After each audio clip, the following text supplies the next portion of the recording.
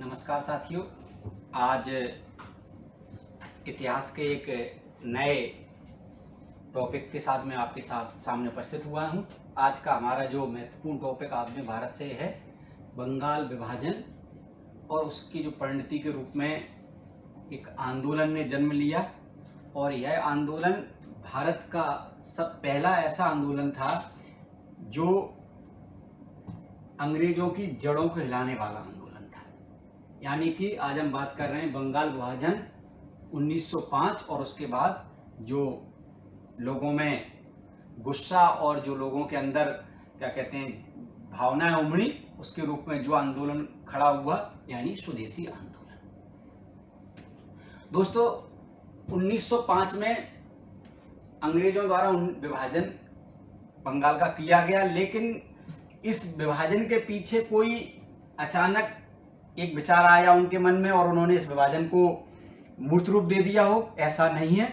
इस आंदोलन के पीछे अंग्रेजों की एक सोची समझी रणनीति थी और उस रणनीति पर काम करते हुए अंग्रेजों ने इसका मूर्त रूप या आकार 1905 में दिया। हम लोगों ने इतिहास में पढ़ा है कि 1857 में क्या कहते हैं प्रथम स्वतंत्रता संग्राम हुआ।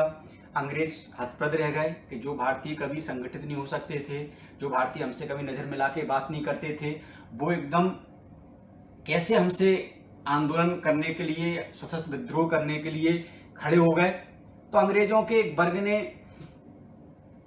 एक नई थ्योरी को गढ़ा और उन्होंने कहा कि अगर हमें भारतीयों को संगठित नहीं होने देना है तो हम इन पर केवल एक ही तरीके से शासन कर सकते हैं और वो है फूट डालो शासन करो। इसी आधार पर अंग्रेजों ने काम करना शुरू कर दिया।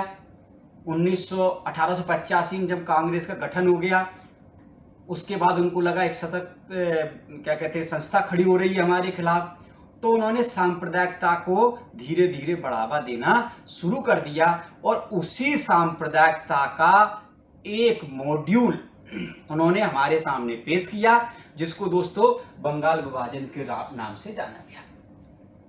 भारत में गवर्नर जनरल बनके एक लॉर्ड कर्जन आया दोस्तों। सबसे पहले 1899 से लेकर 1905 तक उसका कार्यकाल रहा। उसका कार्यकाल बहुत विवादित रहा। वो साम्राज्यवादी सोच का व्यक्ति था। अब साम्राज्यवादी सोच का कैसे कह दिया, उसके पीछे दो कारण हम आपको एक गिनाना चाहते हैं यहाँ शीघ्रता के साथ। एक, तिब्बत पर उसने अधिकार करने के लिए यंग हस्बैंड, जो मैंने पिछले वीडियो में आपको बताया था, यंग हस्बैंड मिशन भेजा, तिब्बत पर अधिकार किया, तिब्बत के साथ अपमानजनक संधि की और भारतीयों को पर वो शासन औपनिवेशिक मानसिकता के साथ करना चाहता था। उनके अधिकारों में कटौती कर रहा था धीरे धीरे, जो हमने पिछले वीडियो में बताया था। कलकत्ता की क्या कहते हैं नगर निगम की सीटों को, उसने निर्वाचित सीटों को कम कर दिया और मनोनीत सदस्यों की संख्या ज्यादा कर दी। 1904 में वो क्या कहते हैं कलकत्ता विश्वविद्यालय अधिनियम लाया, उसमें भी उसने यही किया कि चुने हुए सीनेटरों की संख्या कम करके मनोनीत को संख्या ज्यादा बढ़ा दी उसने। इसके अलावा 1904 में ही उसने कांग्रेस के प्रतिनिधि मंडल से मिलने से इनकार कर दिया। इस प्रकार की सोच दर्शाती है कि इस प्रकार की जो उसके कार्यक्रम थे वो बता रहे हैं कि वो कहीं ना कहीं एक साम्राज्यवादी और एक क्या कहते हैं औपनिवेशिक मानसिकता के साथ भारत में आया। और हद तो तब हो गई जब पूरा भारत प्लेग और अकाल जैसी विपदा से जूझ रहा था, लोग भूखों मर रहे थे। उस समय उसने 1903 में दिल्ली दरबार का आयोजन करके क्या कहते हैं दुनिया भर का क्या कहते हैं तामझाम लगा के और भारतीय संपत्ति का अपव्यय किया। ये सब चीजें फिर भी भारतीय लोग एक बार सहन कर रहे थे दोस्तों, लेकिन 1905 में उसके द्वारा बंगाल का विभाजन का एक लोगों के सामने मसौदा पेश किया गया, जिसकी जो तैयारी उसने की दोस्तों वो 3 दिसंबर 1903 को इंग्लैंड की संसद में विभाजन का प्रस्ताव या विधेयक प्रस्तुत हुआ। कब? 3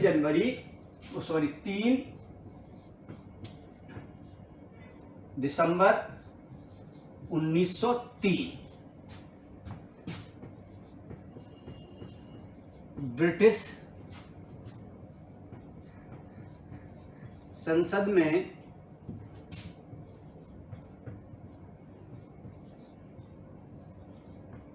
विधेयक पेश किया गया, किसका? बंगाल विभाजन का। जैसे ही लोगों को ये भारत में पता पड़ा, वैसे ही इसके विरुद्ध खिलाफ लोग धीरे धीरे उठ खड़े होना शुरू हुए, चर्चाएं होने लगी। लेकिन दोस्तों, ये कोई नई बात नहीं थी कि विभाजन भारत में किसी राज्य का हो रहा है। इससे पहले उत्तर प्रांत का गठन किया गया। लेकिन हमें थोड़ा सा यहां ये देखना पड़ेगा कि बंगाल विभाजन के लिए इतना ज्यादा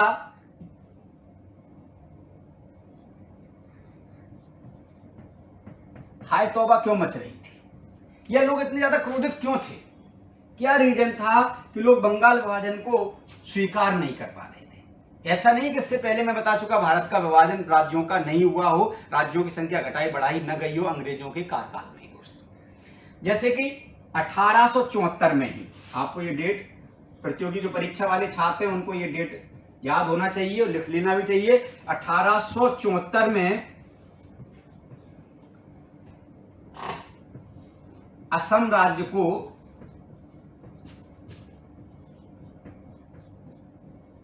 बंगाल से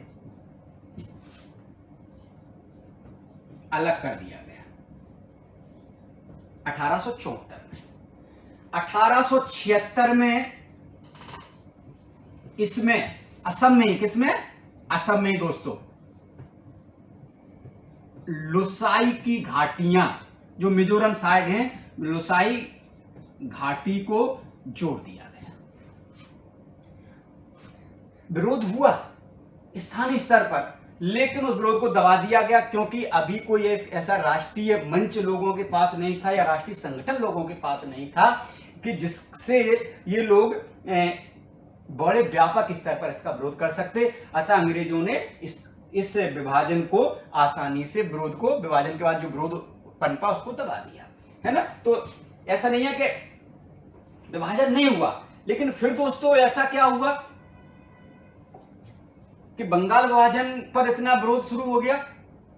तो पहले बंगाल की स्थिति समझना। आज बंगाल, आज वाला बंगाल नहीं था, उस बंगाल में शामिल क्या क्या था पहले हम ये जान लें, फिर उसके बाद हम समझते हैं विरोध क्यों हुआ। आज का जो उस समय का जो बंगाल था, उस बंगाल में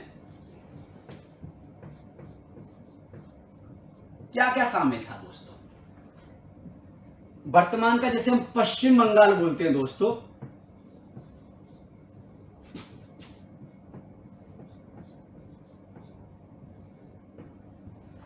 उसके अलावा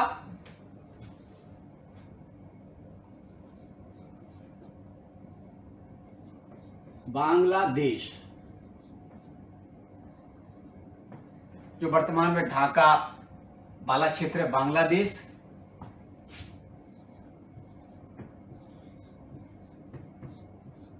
उड़ीसा,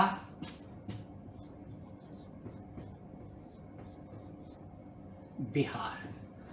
और जब दोस्तों यहां बिहार की बात हो रही है, चूंकि बात ये 1905 की हो रही है, तो स्वाभाविक है इसमें झारखंड भी शामिल हो जाएगा। ये इतना बड़ा प्रांत था दोस्तों, एक बात। दूसरी बात यहां हमें और समझनी होगी। क्या समझनी होगी आपको? कि इसमें मुख्यतः 3 भाषा या 3 भाषी लोग थे इसमें मुख्यतः। वैसे तो इसमें अन्य मिला के 5 हो रहे हैं, लेकिन बिहार और झारखंड में यदि इन दोनों में देखा जाए तो हिंदी भाषा बोलने वाले, उड़ीसा में उड़िया भाषा बोलने वाले, और बंगाली भाषा बोलने वाले, बांग्ला भाषा जिसको हम कहते हैं, ये भी भाषा बोलने वाले थे। अब आप समझ में आई होगी आपको थोड़ी सी। लेकिन फिर विरोध किस बात का? भाई स्वाभाविक बात है बहुत बड़ा हिस्सा है ये, देखो आप, इतना बड़ा क्षेत्र हो रहा है। इसका भौगोलिक क्षेत्रफल देखा जाए तो फ्रांस से बड़ा है इसका, देश से। लेकिन दोस्तों ऐसा नहीं कि इससे पहले, अंग्रेजों से पहले का इतना बड़ा प्रांत पर शासन नहीं होता। मुगल काल में, मुगल काल से पहले भी बंगाल इतना ही बड़ा हुआ करता था, तब भी शासन हो रहा था। लेकिन अचानक एकदम इनको सूझी क्या, तो इस विषय पर, इसके हम जो उद्देश्य पर चर्चा करेंगे उस पर हम चर्चा कर लेंगे। अभी फिलहाल अपन ये बता दें कि ये जो विभाजन जो किया गया, वो विभाजन कहा तो गया कर्जन के द्वारा। किसके द्वारा किया गया? कर्जन द्वारा। गवर्नर जनरल कौन था उसमें? कर्जन था। कर्जन ने क्या कहा दोस्तों कि हम इस विभाजन को कर रहे हैं प्रशासनिक आधार पर।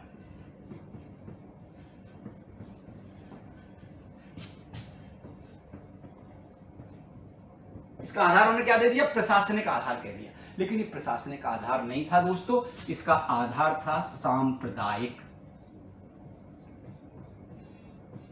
अब सांप्रदायिक कैसे था, इस पर मैं आपसे चर्चा अभी करूंगा जब हम वहां करेंगे कि इसको सांप्रदायिक आधार पर विभाजन करना चाहते थे। लेकिन दोस्तों मैं यहां और बता दूं आपको कि राष्ट्रवादी लोग भी बंगाल विभाजन के पक्षधर थे, लेकिन वो इसके आधार पर नहीं थे, सांप्रदायिक आधार पर विभाजन नहीं चाहते थे। वो चाहते थे तो किसके आधार पर? भाषा के आधार पर।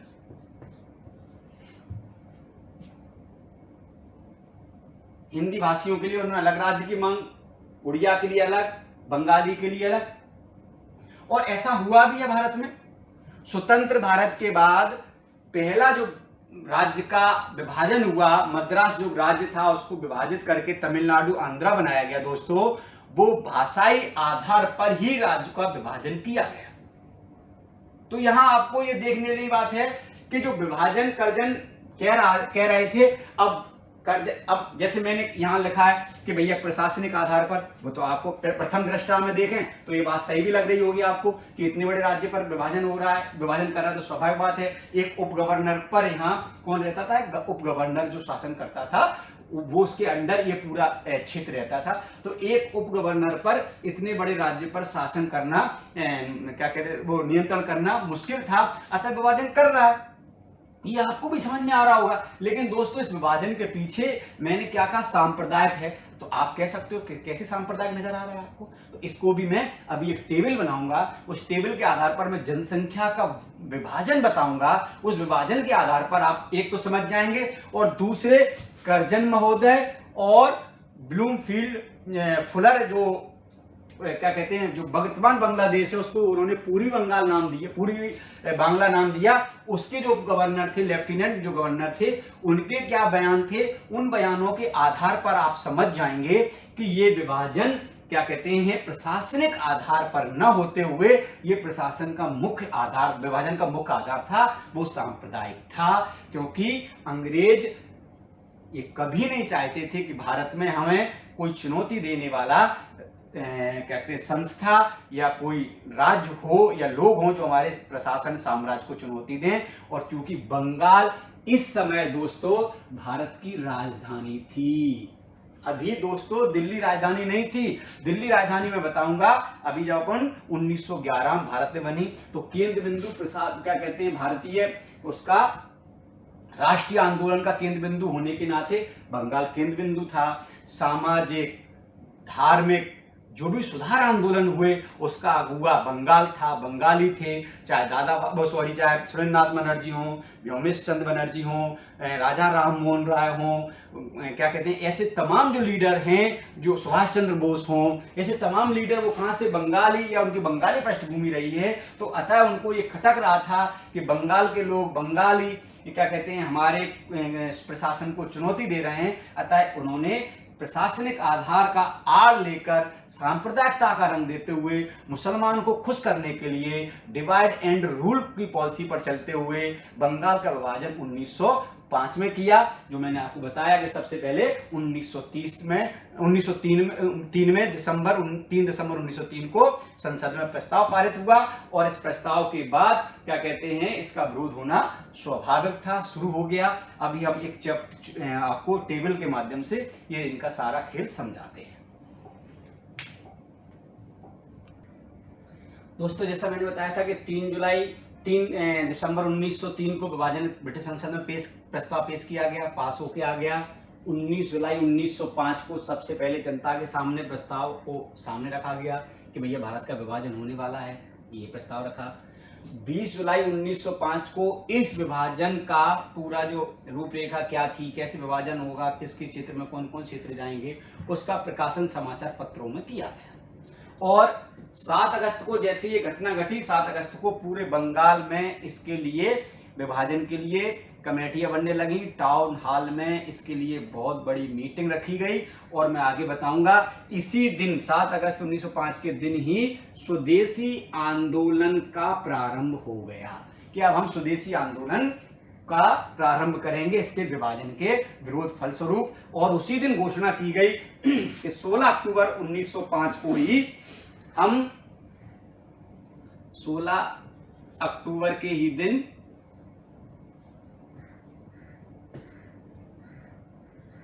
काला दिवस या शोक दिवस के रूप में मनाया जाएगा। इसी दिन महान बंगाली कवि रविन्द्रनाथ टैगोर द्वारा प्रस्ताव रखा गया कि इसी दिन पूर्वी बंगाल और पश्चिम बंगाल के लोग आपस में एक दूसरे को राखी बांधेंगे। आप इसका या तो स्क्रीनशॉट लेना या आप ये डेट को लिख लेना, है ना। 1903 की उसमें मैं पहले बता चुका हूं।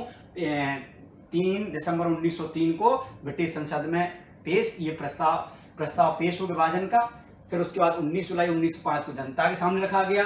20 जुलाई 1905 को समाचार पत्रों में प्रकाशन हुआ। 7 अगस्त को विरोध प्रारंभ किया और 16 अक्टूबर के दिन विभाजन प्रभावी हो गया। इसी दिन शोक दिवस मनाया गया। प्रतियोगी परीक्षाओं में और सभी परीक्षाओं में ये पूछे जाते हैं, तो आप इसको बहुत अच्छे से लिख लें। अब आपके सामने यहाँ एक चार्ट मैं प्रस्तुत कर रहा हूं, जिसके माध्यम से ये बताऊंगा आपको कि विभाजन के समय भौगोल क्षेत्रफल के कौन कौन से क्षेत्र किस प्रदेश में शामिल किए गए और कितनी जनसंख्या क्या थी, इसके बारे में ये देखते हैं। दोस्तों आपके सामने एक चार्ट रखा गया है, जिसके माध्यम से पूरी विभाजन की वस्तु स्थिति सामने आ जाएगी। विभाजन के समय जो पश्चिम बंगाल का जो क्षेत्र मैंने बताया था कि वर्तमान पश्चिम बंगाल, उड़ीसा, बिहार, झारखंड और बांग्लादेश शामिल थे। और इस पूरे क्षेत्रफल की जो जनसंख्या है वो थी, ये मैंने लिखी यहाँ पर, 8 करोड़ जनसंख्या थी ये टोटल। एक तो ये बात हो गई।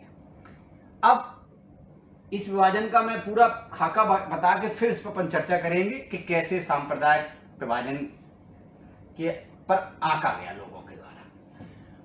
वर्तमान का जो पश्चिम बंगाल है, जो भारत का पश्चिम बंगाल है जो हिस्सा भारत के पास, उसका जो क्षेत्रफल था 1,41,580 वर्ग मील, किलोमीटर नहीं दोस्तों, वर्ग मील। और उसमें जो क्षेत्र शामिल किए गए विभाजन के बाद, जो बंगाल को विभाजन करने के बाद जो एक हिस्सा बनाएगा वो पश्चिम बंगाल बनाएगा, उसका क्षेत्रफल 4,41,580 वर्ग मील। और क्षेत्र बिहार, उड़ीसा के बाद वर्तमान पश्चिम बंगाल का क्षेत्र है। जनसंख्या, टोटल जनसंख्या थी दोस्तों इस क्षेत्र के पास, वो थी 5,40,00,000 जनसंख्या। ये सारा लगभग का आंकड़ा जनसंख्या का। यहाँ 8 करोड़ लगभग 7,75,00,000 कोई कह रहा है, तो लगभग 8 करोड़ में आंकी जाएगी। जनसंख्या 5,40,00,000 है, जिसमें से 4,40,00,000 हिंदू और 90 लाख, यहां पर जो ये 1000 लिख गया है, ये 90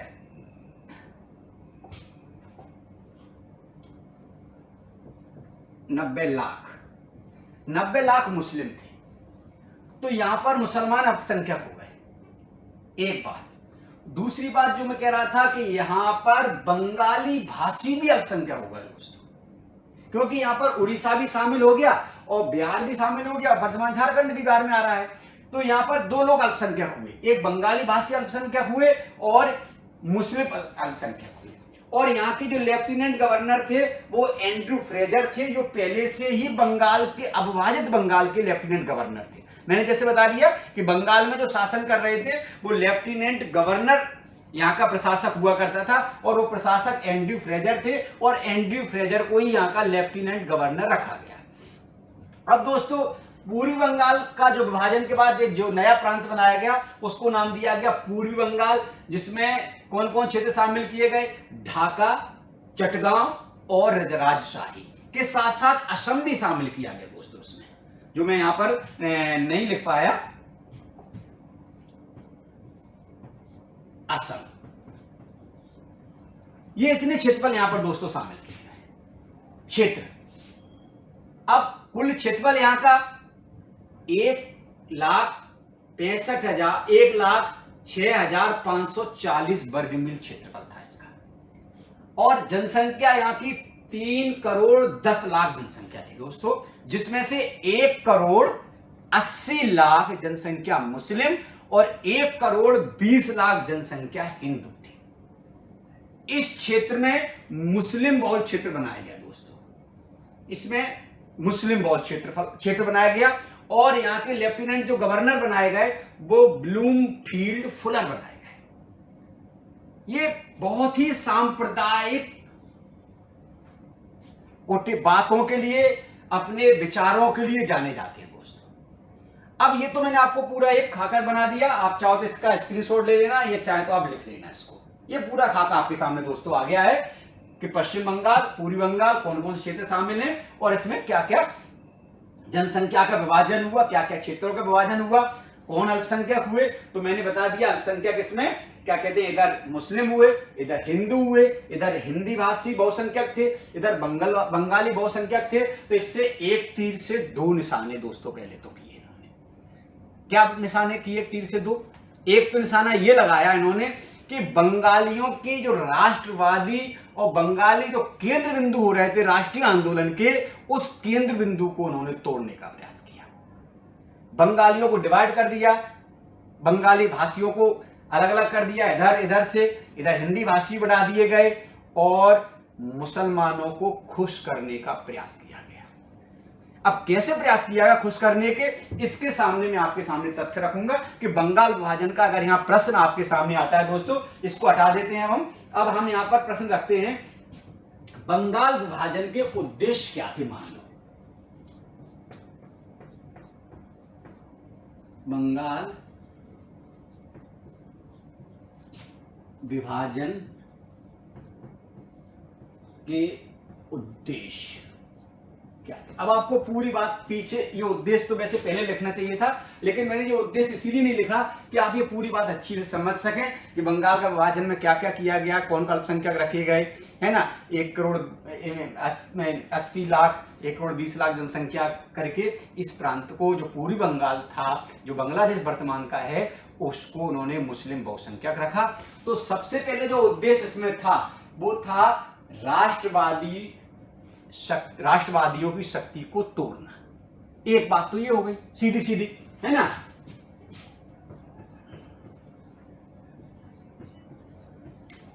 राष्ट्रवादियों की कह लो, चाहे राष्ट्रवादी ताकत पर या शक्तियों पर नियंत्रण का प्रयास किया गया। दूसरा, सांप्रदायिकता का बीज बो दिया गया यहां से।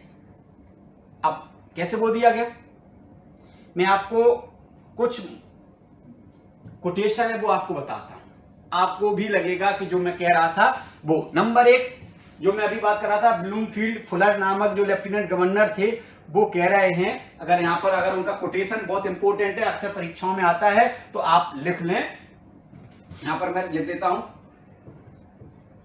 सांप्रदायिकता का बीजारोपण। कैसे? फुलर महोदय कह रहे हैं दोस्तों,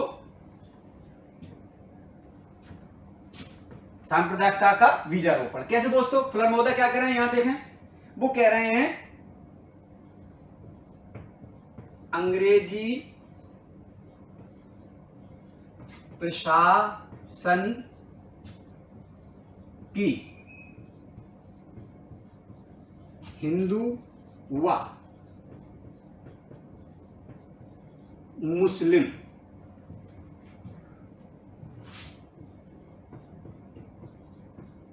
दो पत्नियां हैं, हिंदू और मुस्लिम दो पत्नियां, जिसमें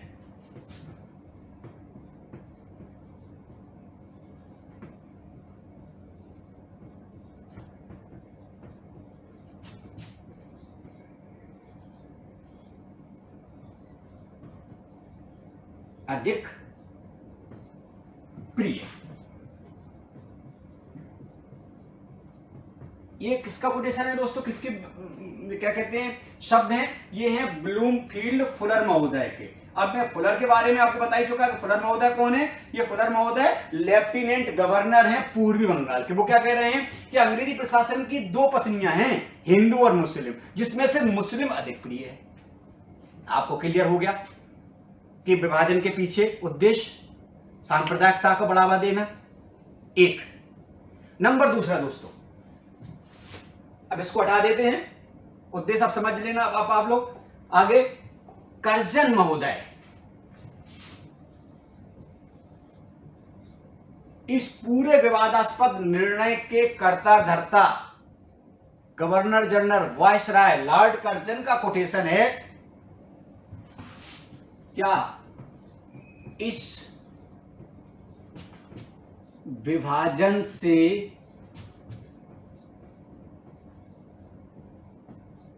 मुसलमानों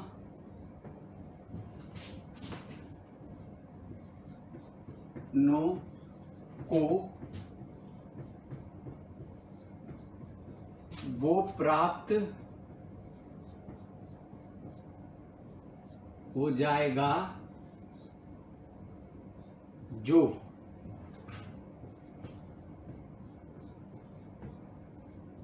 मुगल काल में भी नहीं मिला। दूसरी बात हो गई, इनसे तो कोई प्रमाणिक बात आपको मिल नहीं सकती। एक गवर्नर कह रहा है, एक उप गवर्नर कह रहा है। क्या कह रहे हैं वो? उपराज्यपाल महोदय ने कहा कि भैया अंग्रेज प्रशासन की दो पत्नियां हैं।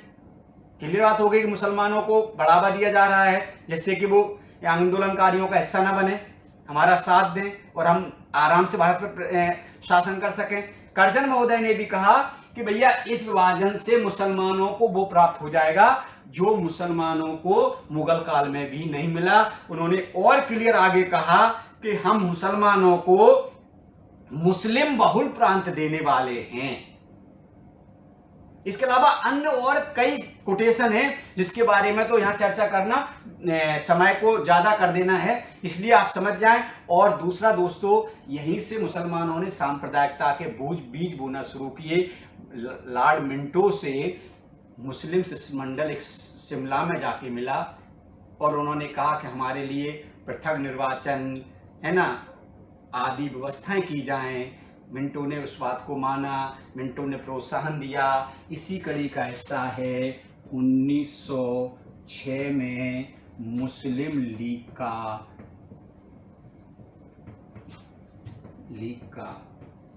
गठन।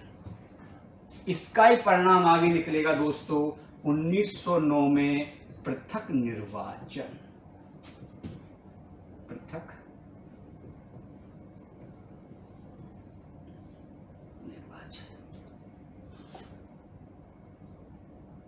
सोचिए, ये तो पहला उद्देश्य मैंने बताया, क्रांतिकारियों की शक्ति को तोड़ना। दूसरा उद्देश्य बता दिया मैंने, सांप्रदायिकता का बीजारोपण करना, जिससे कि क्रांतिकारी आपस में लड़ें। और तीसरा उन्होंने क्या किया इसमें उद्देश्य कि दो तो हो गया, तीसरा कांग्रेस की शक्ति को कमजोर करना। अब कांग्रेस शक्ति कैसे कमजोर कर रहे हैं? दो प्रकार से कर दी। एक तो कांग्रेस के पैरेलल एक संस्था खड़ी कर दी, मुस्लिम लीग, और यह सिद्ध कर दिया कि कांग्रेस हिंदुओं की पार्टी है, केवल हिंदू पार्टी, हिंदू दल, और मुस्लिम लीग, मुसलमानों के लिए संस्था लागू होनी चाहिए, पार्टी लागू चाहिए, तो मुस्लिम लीग खड़ी कर दी। ठीक है ना। चौथा मैंने आपको शुरू में बताया कि सारे समाज सुधार, सारे धार्मिक सुधार आंदोलन बंगाल से हुए, तो बंगालियों का वर्चस्व था, बंगालियों का वर्चस्व कम करना था। अब इससे हुआ क्या दोस्तों, इसी से मैंने बताया था कि स्वदेशी आंदोलन का जन्म हुआ। स्वदेशी आंदोलन भारत में, बंगाल सहित पूरे भारत में इस अंग्रेजों के कृत्य की घोर निंदा की गई। पहली बार इसके विरोध में कलकत्ता में 60 से लेकर 75,000 तक लोग इकट्ठे हुए। टाउन हॉल 7 अगस्त 1905 को शोक दिवस मनाया गया, एक दूसरे को राखी बांधी गई। अमार सोनार बंगला नामक प्रसिद्ध रचना रविन्द्रनाथ टैगोर द्वारा इसी समय की गई, जो 1971 में बांग्लादेश निर्माण के समय बांग्लादेश का राष्ट्रीय गान है। इसके अलावा ऐसे कई काम हुए जिसमें से स्वदेशी आंदोलन में स्वदेशी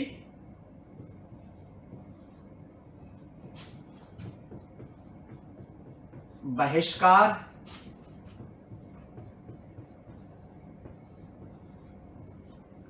राष्ट्रीय शिक्षा और स्वराज की मांग इस विभाजन के अंतर्गत ही हुई। किस विभाजन के अंतर्गत? बंगाल विभाजन। और दोस्तों यहां एक और बता दूं आपको बात कि जो उग्र राष्ट्रवादियों को और अधिक उग्र होने का और अपने को से सही सिद्ध करने का अवसर मिला, जो बार बार कह रहे थे उदारवादियों से कि अंग्रेज हमारी बातों में आने वाले, बातों को मानने वाले नहीं है, अंग्रेजी लोग इतनी सरलता से हमें प्रशासन में हिस्सेदार बनाना तो दूर, प्रशासन के पास भी, हमको आसपास भी खड़े नहीं होंगे देंगे, हमारी अपेक्षाओं पर कभी खरा नहीं उतरने वाले हैं। और ये बात बिल्कुल उग्र राष्ट्रवादियों की बात सही निकल गई।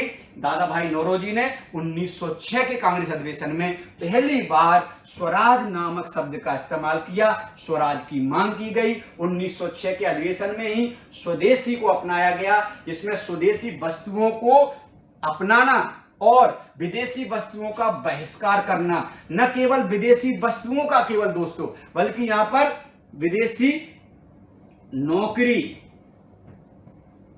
शिक्षा और अदालत, इनका भी बहिष्कार करना है, उपाधियों का भी बहिष्कार करना है दोस्तों।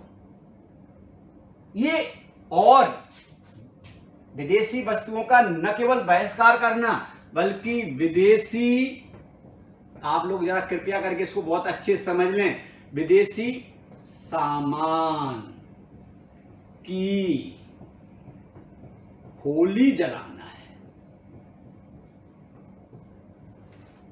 सोचो, महान उदारवादी नेता सुरेंद्र नाथ बनर्जी, जो उदारवादियों की अग्रिम पंक्ति के नेता थे, इस विभाजन के बाद पहली बार खुलकर सामने आए, पूरे भारत का दौरा करना शुरू किया, विभाजन के लिए अंग्रेजों को कोसना शुरू किया, और उस समय का एक नारा बन गया, बनर्जी मत झुकना। इतना लोगों को आहत और इस आंदोलन ने कष्ट पहुंचाया दोस्तों। यही नहीं, इसके बाद अगर हम बात करें तो स्वदेशी बांधव समिति का भी गठन किया गया दोस्तों। इसको याद रख लेना, परीक्षा में बहुत पूछा जाता है ये प्रश्न।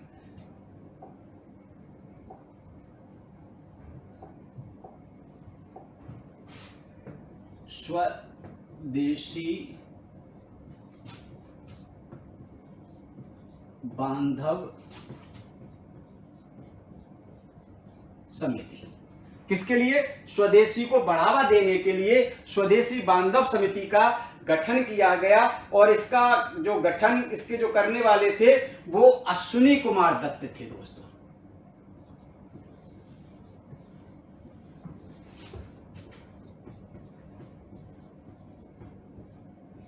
कांग्रेस के लोगों में आपस में अब मतभेद बढ़ गए, जो मैं पिछले वीडियो में आपको बताया था कि अब ये मतभेद इस बात पे आ गए कि जो बहिष्कार है, जो बहिष्कार वो कहां तक रहेगा। एक दल कह रहा था पूरे भारत में, एक दल कह रहा था केवल बंगाल में। क्यों भाई? ये कह रहे थे पूरे भारत में इसलिए होता है, बंगाल भारत का हिस्सा है। ये लोग कह रहे थे केवल बंगाल का विभाजन हुआ है तो स्वदेशी और बहिष्कार आंदोलन केवल कहां चलाना चाहिए, बंगाल चलाना चाहिए। और इसके अलावा पूरे भारत में स्वदेशी आंदोलन का प्रचार प्रसार करने के लिए, बंगाल विभाजन के लिए नेताओं ने काम करना शुरू कर दिया। जिसमें ये और आप लिख लो, बहुत इंपॉर्टेंट चीज है, जिसमें से बाल गंगाधर तिलक बंबई और महाराष्ट्र,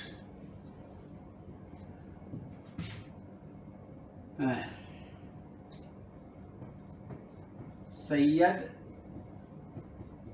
हैदर रजा दिल्ली, चिदम्बरम या चिदम्बर